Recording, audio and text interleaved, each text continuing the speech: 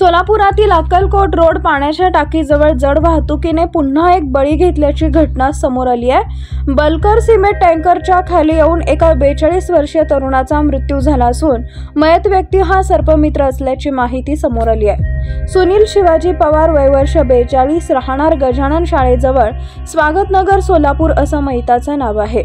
याबाबत मिळालेली अधिक माहिती अशी की शनिवारी सकाळी अक्कलकोट रोड पाणी टाकीजवळ शांती चौक येथे मोटरसायकल क्रमांक MH13CF 3356 या सिमेंट टँकर बलकर क्रमांक MH12VF 8199 याने जोराची धडक दिली।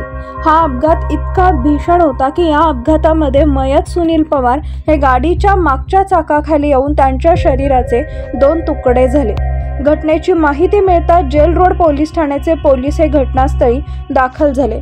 मृतदेह शवविच्छेदनासाठी सोलापुरातील शासकीय रुग्णालयात अर्थात सिव्हिल हॉस्पिटल या ठिकाणी पाठवण्यात आलाय। सदर घटनेची नोंद पोलीस चौकी या ठिकाणी झाली आहे।